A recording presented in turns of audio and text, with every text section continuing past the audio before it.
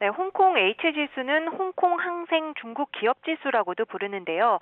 중국 본토 기업이 발행했지만 홍콩 거래소에 상장돼 거래되고 있는 주식 가운데 40개 종목 우량주로 구성된 지수입니다. 그만큼 외국인 투자자 비중이 높고 우리나라에서도 H지수를 기초자산으로 하는 주가 연계증권, 즉 ELS 상품이 많이 팔렸습니다. ELS는 기초자산이 되는 지수나 종목 주가에 따라서 수익률이 결정되는 파생 금융 상품입니다.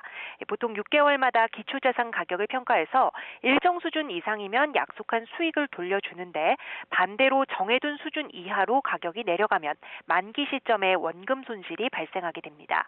리스크가 높은 장외 파생 상품이지만 저금리 시기에는 은행 예금을 넣어두는 것보다 2%가량 수익률이 높아서 인기가 많았습니다. H지수 ELS의 경우 팬데믹 전까지만 해도 비교적 장기간 손실이 나지 않는 상품으로 알려져 노후 자금이 필요한 은퇴자들도 많이 가입했습니다. 네, 일단 5대 은행이 판매한 H지수 ELS 가운데 내년 상반기 만기가 도래하는 상품 규모만 8조 4,100억 원으로 집계됩니다.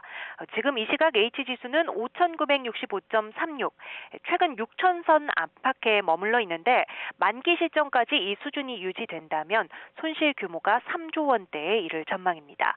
원금의 40% 이상에 달하는 손실이 발생한다는 거죠. 이렇게 사태가 악화한 건 상품 판매 시점인 2021년 초 H지수가 12,000포인트까지 도달한 이래 지수가 계속 추락했기 때문입니다.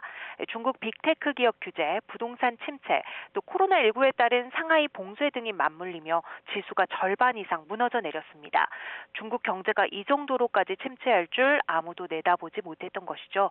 5대 은행 가운데서도 KB국민은행이 절반을 넘어서는 4조 7,726억 원어치를 판매했고 농협과 신한은행이 1조 4천억 원 안팎, 이어서 하나은행, 우리은행 순입니다. 많은 소비자가 은행의 불완전 판매를 고발하고 나섰기 때문입니다. ELS 상품에 가입할 때 은행 측이 H지수의 변동성과 ELS 투자 위험성에 대해 충분히 설명해주지 않았다는 주장인데요. 금융소비자 보호에 관한 법률은 금융상품 판매업자가 적합성과 적정성 원칙, 설명 의무, 불공정 영업행위와 부당 권유행위 금지, 계약서류 제공 의무 등을 준수하도록 하고 있습니다. 그런데 단순히 정기예금보다 이율이 높다, 원금 보장이 되는 안전한 상품이라는 식으로 상품 소개를 받고 가입했다가 거액의 손실을 봤다는 고발이 이어지고 있습니다. 반면 은행들은 2021년부터 금융소비자보호법이 강화돼 투자자의 가입 의사를 재차 확인했고 판매 과정을 녹취하기도 했다며 피해가 아니라 손실로 봐야 한다는 입장입니다. 네, 홍콩 H지수 ELS를 판매한 은행과 증권사를 전수조사합니다. 판매 금액이 가장 큰 KB국민은행에 대해서는 10영업일에 걸친 현장 조사가 이뤄지고 있습니다.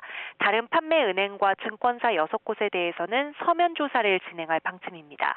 다만 개별 계약건을 하나하나 들여다보는 게 아니라 본사 차원의 판매 정책과 시스템을 조사하고 있다는 게 금감원의 설명입니다. 상품을 제대로 선정했는지, 직원 교육을 어떻게 했는지, 상품 판매량이 실적과 연계됐는지 등을 우선 보겠다는 겁니다. 다만 금감원 관계자는 YTN과의 통화에서 이번 사안은 과거 DLF 사태나 라임, 옵티머스 사태와 비교했을 때 예상 손실 규모가 압도적으로 크다는 점을 언급했는데요. 실제 내년에 손실이 현실화되면 그때는 불완전 판매에 대한 강도 높은 조사가 이뤄질 것으로 전망됩니다. 지금까지 금융감독원에서 전해드렸습니다.